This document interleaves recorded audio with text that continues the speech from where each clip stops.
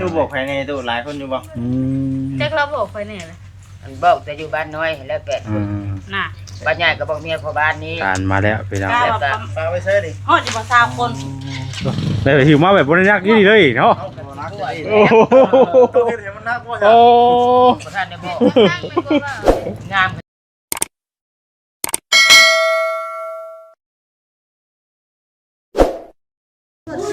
เป็นจังเลยตัดภาพมาบัดนี้เนาะค่อยคำยำเลงเป็นจังเลยเนาะตัวกับทักทายสบายดีได้พี่น้องเด้อเนาะสบายดีพ่อแม่พี่น้องFCเบอร์สุโขสู่โคตรเป็นจังเลยนะที่ว่าสิอยู่ในและกะต่างประเทศพี่น้องเนาะก็ยินดีต้อนรับทุกท่านผู้ชมบ่าวซาดีชาแนลอีกแล้วเป็นจังเลย เฮ็ดเมนูอย่างน้อปุ่นบ่ สบายดีเด้อ เมนู ปุ่นเนาะ ขัวพริกว่าไงกล้าเกียร์ไปแล้วเนาะ อย่างกำลังเริ่ม ไม่ได้ว่า โอ้ย เฮ็ดน้ำ สวัสดีเด้อเนาะทั้งสามเพื่อน กันเนาะบ้านกันเรียนกันเฮ็ดน้ำกับปุ่นบาทเมนูกับปุ่นมื้ออื่นนี่จักโลกับปุ่น จาก 20,000 24 โลก็20,000 12,000 โล เพิ่นเป็นหมื่นเนาะเเพิ่นเบิ่นว่าจักโลเท่านั้นโลเนาะ 24 โล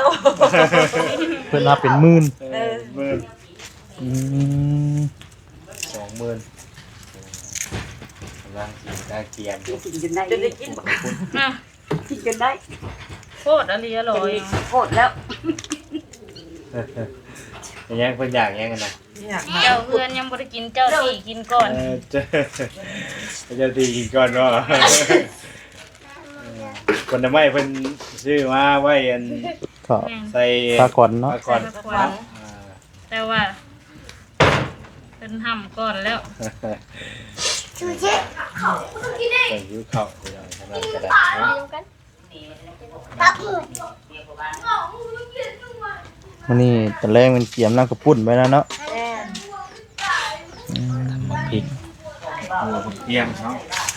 เบ่งกันเลยของเพื่อนนั่นเป็นยังไง ยาปลา ไปซื้อมาครบบ่แต่บอกเครื่อง ครบเบิดแล้ว ยังเดือดแต่ปลาบ่ นั่นจะปลาแต่เหมือนเพิ่นสิเข้ามาส่ง อืม สั่งเอาบ่ สั่งเอา ให้ดอกเส้นตู้แก้วครับผมทำตอนแรกกันเนาะดีน่าเย็นน่าอยู่นี่ อายคนดี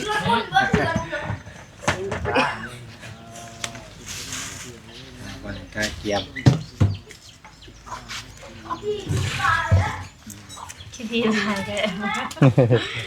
ได้เรื่องได้เรื่อง มะเร็งนี่คนตุ่มเสียเซลได้มะเร็งเนาะ โดย อ๋อ คนหลายแล้วแมลง คนหลายได้มะเร็งพี่น้องเนาะ มาเฮ็ดอยู่ เจ็ดว่าไงกับมือตุ่มมือโฮมแล้วเนาะ ไม่กล้าเกี่ยมเป็นเพื่อนพี่น้องเลยมืออื่นเปิดให้มือตุ่แก้วพี่น้องเลยเนาะ นับอีก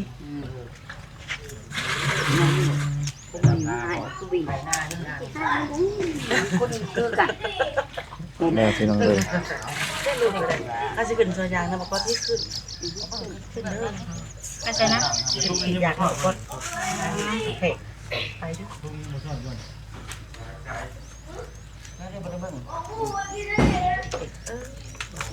มันมาที่นี่ว่านี่ เอาแล้วได้แล้วได้แล้ว ได้ป่ะ โดย อดเอาอันน้ำก้อนลูกเอา ความรู้ก่อน มีเวลาแล้วเวียแล้วเวียกว่าที่เอาไปคักมึงเนาะ คือทูสกทูเสพอันทูบอส มันยากอันเครื่องอันเก้าอันนั่นแหละ แต่ว่ามันโบราณบอก ให้กินแล้วให้กินเอาเนี่ย จะกินอีก โอ้ให้กินอยู่เพราะว่า เพราะนั้น บ่ มัน ยอม ไม่ได้ยอมนะอย่ากินเดี๋ยว ย้อมก็จะกินให้เบิดมื้อนี้ จะกินเบิดเลย ถ้าเราบอกว่ามาแล้ว ให้เลิกผู้ใดให้ได้ค่ะ ทางพวกเดี๋ยวนี้ สัญญาณบอสเนาะ เฮ็ดบาท มันยานเราบอกมันยังไม่ยัง บอกซอนนั่นแหละเนาะบอกซอน บอกเพิ่น เพื่อ ให้ ให้เราตีเราตีแล้วเราก็ได้ ตีก็ตีแล้วนะ ให้เป็นฟังควบเนาะให้เป็น มันไม่ยามในแหละเนาะ คนย่าน ใช่ ย่านใน ไม่ได้ลงมาแล้วบริมี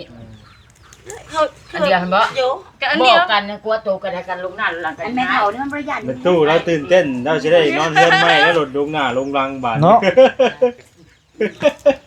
เฮ็ดหยังบ่ถึกเลยบัดนี้ ยังก็บ่ถือเอาก็ได้ เฮ็ดตรงนี้ห้องน้ำเฮ็ดยังกูสิ จักสิเฮ็ดหยังก่อนนะบัดนั้นก็เนาะ เรียกซะ มาเปลี่ยนเบาลิมาเมื่อกี้นี่เนาะเราคนเราได้เครื่องเรียกมานำแน่เนาะ ลองเบิ่งดูบ่แซน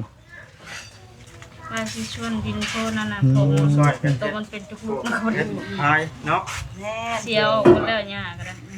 กินไปเลยเนาะ ตึงเตรียมตึง งามนี่หนองกับปูนหนองอะไรงามนี่ สบายดีเด้อเนาะสบายดี ห้องนี่ห้องปูนเลยผมเพื่อน กินไป เล เลย ยเนาะแป้งนัว เสียวโตอันลิงคุดลงเลยสิมาถอกเสร็จตลาดบ่หายน้ำเข้าไปนั่งค่ะ ตัวครบไปเลย กูว่าฟุตเบิ้ลเลยมันน้ำมันได้สอน เห็นบ่ เครื่องลายดีเนาะเรียกไปเลยแทนเบิ้ง เป็นหัวกระเทียม เตรียม แก้เลยได้แบบ ต้มน้ำกับปูน ถาดเลยข้าวนางบ่มีถาด นี่เนี่ยใส่มือเลย เพื่อน้ำลาวคะแนนคือเขามาหลอกขายในทางหลังกัน ซื้อกับสหายร่างกายถอดถึงเนาะเมื่อวาน30บ่เนี่ย30เขาใจงานจะบ่าวบ่ จักมันเป็นอีหยัง มันบ่มีเงินเช่า3,000 เสี กี ยง บเอา ตึมๆต่ำอยู่บ้าน เพราะว่าท่าดีตาครูนี่ มีแต่ไม้กิ๊กทั้งเบิด แบบนั้นไปดังมันเนาะ โอ้ยเขาก็ปลูกกันท่านเขาก็สิโง่เนาะคนเนาะบัดกากะกะ เนาะก็ให้ซ้ำดอกนี่นะ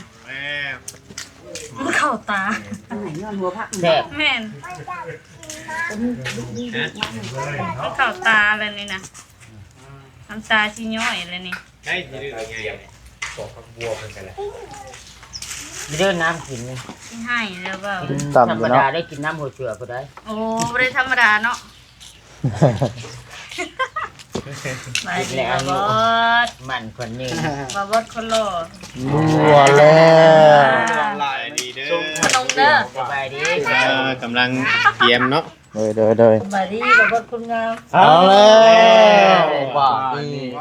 อยู่ยากเนี่ยบ่บดบาด บอกว่าคนงามถ้าคนงามถ้าคนหล่อบ้าน เริ่มอุกแล้วค่อยนะเริ่มอุกแล้วใช่ไหม เพิ่นเล่าคนนั้นท่านเพิ่นได้เมียคนแหละ อ้าวเราที่ได้เมียเนาะ เตรียมเครื่องเป็นเพื่อนเป็นอะไรเนาะ สิให้แล้วนี่นะ อยู่ให้เลยเป็นยังไงก็จะให้แบบควันไฟป่ะ นี่แหละนี่ แก้หัวหอมโมเมนต์ว่าซึ้งแน่เนาะ จะให้ แก้หัวหอมสิให้น้ำตาออก แก้วหอมแล้วก็บวกกับควันไฟนี่แหละ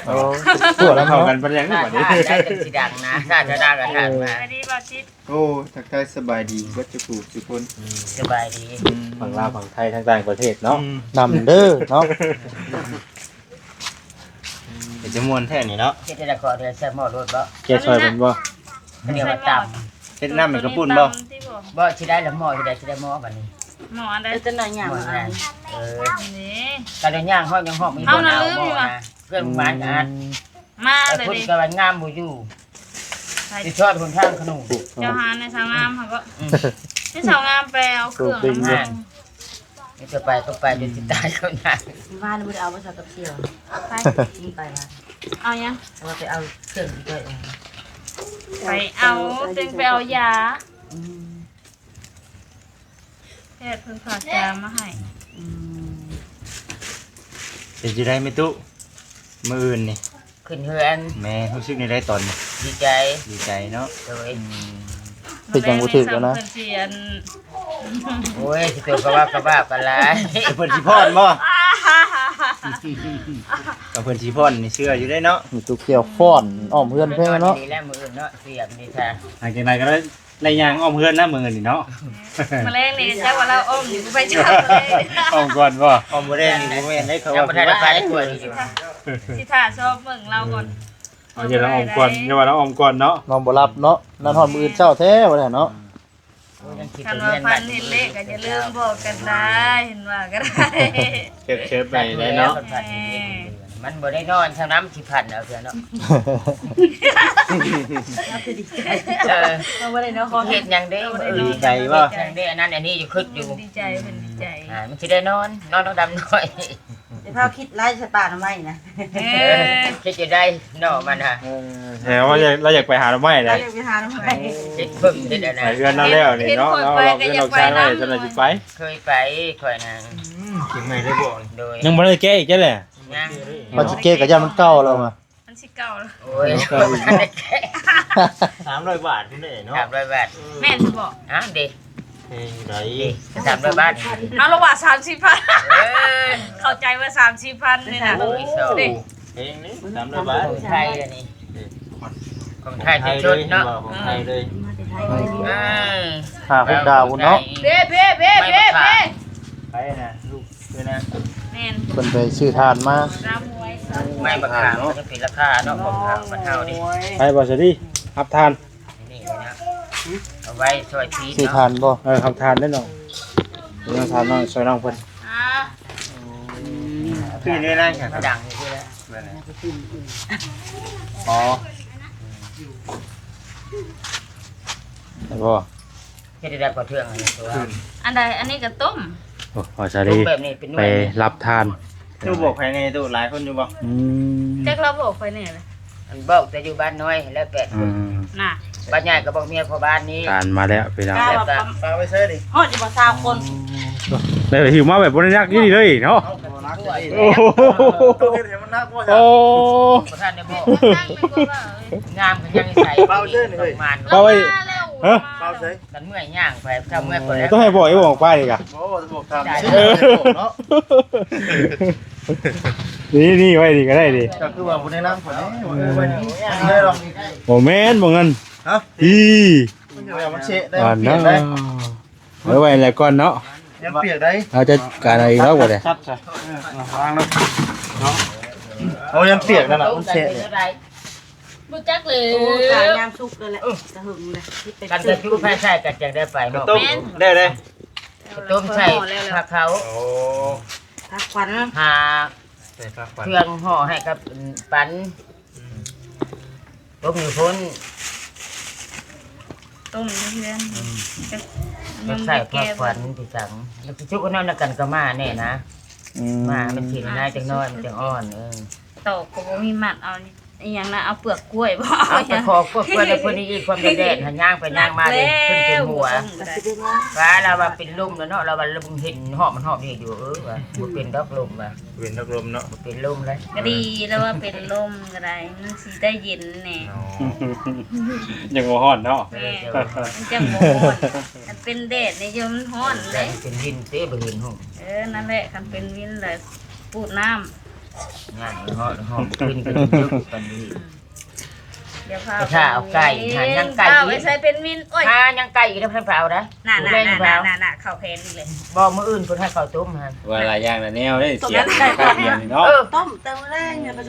ได้ไหมครับ มันข้าวจ้าให้แล้วมันรูด นั่น มื้อแรงข้าวจ้าให้แล้วก็เอามื้อแรงหั่นสมัยพี่จัก เอามาแล้วก็ สา มา ได้ แล้ว เลย ก็แรง สาดูกัน เสียงกัน เอาไปที่ใดเนาะอยู่บ้านเฮากันเนาะ ยังหลายมันยังหลายอย่าง การงานอย่างกัน ขออ คุย ภั กั ย นนี่แหละ ยังหลายอย่างที่ยัง พวกบ่มีระดับดอกเบา มีระดับรวม นี่ระดับว่าเอา บัด ทุกเกี่ยวบ่ดูไม่ได้รับเลย ไม่มีระดับบัดนี้ บ่ได้ว่าถึงเมีย เมียผู้ใหญ่บ้านนะบ่ทันว่าถึงเพิ่นยกเว้นได้เมียผู้ใหญ่บ้าน ว้าวตามประชานี่แล้วจะว้าวคือนี้เนาะมีระดับ ว่าเนาะแล้วว่าคนเว้าเดี๋ยวทุกคนนี่นะเถียงกันนี่นะบ่ได้เอาปากอ่ะเห็นแล้วว่า ตามภาษาบ้านใกล้เรือนเคียงเนาะเป็นกระเด้งกระเด้ง แบบ พี่น้องเอ้ย ใช้เดี๋ยวนี้นะ อะไรไม่ตู้เราก็บอกเก่งใช่ปะตะกี้เราเป็นอย่างวันมานี่ ตื่นเต้นเลย บ่นี่นี่ ปั่นผู้ใด แม่น ไม่ป้า แล้วคนเครียดจังเมียนผัวเพิ่นบ่ได้มาบ่ เนาะแม่นดี ทำมาก ข้าไม่ข้าไม่ข้าปากไม่ข้าปากก่อน พอเราจะหมู่ปากได้เนาะ เบิ่งรีหิวฮักกันด้วยเจ้ากันสิดังมานี่ แล้วเกี่ยวกับหมากยังไงเราปากได้เนาะ ไม่จะไปดังหรอก กันว่าให้เราปากบ่ได้แล้วว่าให้เราก็ได้แบบเราโอ้เราให้ บอกเราแล้วนะตอนนี้ ว่า ทางว่าเราต ต อนนี้พี่น้องเอ้ยเนาะ อนนี้นะว่าเราได้เลยเนาะ เราคายขมเหลาออกแล้วเงียบได้ ว่าเงียบแล้วได้เราคายเข้ามาเราโดน นี่หน่อยเราสวนขึ้นค่ะนะตอนนี้ขมัดป้าป่า ไว้อย่างนี้เนาะ เอาไม้อีกเนาะ เร็วดิดูต่ออีกเนาะ เอาไม้แล้วก็ทานไม้อีก มันจะได้ใหม่ เอาไม้ทานไม้ เอาไปหู้ เขาหนึ่งน้ำช่วยเขาช่วย กัน น้ำ กินเอาแย่เนาะแยกก็ได้ ๆคอยทำน้ำแรงเนาะ เขาได้กันได้จากน้ำซุปมานี่ก็ช่วยมาจะม่วง บ้านใหญ่ก็คือได้หาผู้ชมทางคนบ้านใหญ่ครับอีกค่าหันสองมันแล้วก็น้อยครับน้อยนวลฮันนะครับเนี่ยผู้ใหญ่บ้านนี้ ยังอยู่เลย ท่านแดนนะ เป็นท่าหยังน่ะ ไปลูกมาอยู่ เพื่อนน้องโอ น้องโอวิจูหันบ่ บ่เรียกภาษาคณมาอยู่ เวลาเพิ่นได้อย่างได้มา มาเกมหอ ป๋า นี่ก็ สบายดีเด้อเนาะสบายดี ปลาเลยต่อยกันเนาะ ป๋า มาโอ้ โอ้ยสบายดี ต้องไปกินได้สัก2-3โต อ๋อเป็นมาส่งบ่เลย แม่บอปลานางนะหันมีจักโต จักแล้ว ให้บ่าวมีเต้ชงจักโต เอาเงินไปให้เพิ่น เว้นเลย บอนะหันมีจักโตค่ะด้านกบนี่ให้บ่าวจิตใน เอาเงินไปให้เพิ่นเพิ่นถามเงิน เออ เงินค่ะป๋า มีค่ะป่า สบายที่มันอัน เอาก็มาเอาเลยนี่แล้ว น้อยสิเล่นเป็นหาล็อกไว้เด้อ ก็ได้แหละ ในเฮือนนะ มาเอาได้ขนาด 4 โล60 ล็อกใน จักโล พูนบ่จิต โลบ่ สี่หกสามสี่ โล60 คุณเบิ่งบ่ดิ หกสี่สามสี่สองเจ็ด ดี สี่ ดี 2เซนซี่เหรอวะ ไว้กูคือได้อีกบ่ทันแล้วใช่มั้ย บ่จิตเท่าไหร่อ่ะ2เซนซี่บ่ ที่คนคอมมีแล้ว ได้ เนาะ แล้ว เอาแล้วชวนมันมองในตู้แก้วบ่ได้บาดนี่กดกิเลสเข้าบ่ทันบ่จิต เจ้าคือได้บ่ทันดิ เออ น้อยว่าใครนี่เขียนนี่ โอ้ยเอาไปรถนะ แล้วเดี๋ยวเพิ่นกระท้อนมาให้ ดิฉันนั่งจะคือไปซื้อไปเลยน้ำเขียวน้ำแดง น้ำมันจะเอาทุกหันดีอ่ะ เออไปเลยเปล่าเนาะ สวยกันเนาะหุ่นทั้งนั้นก็ได้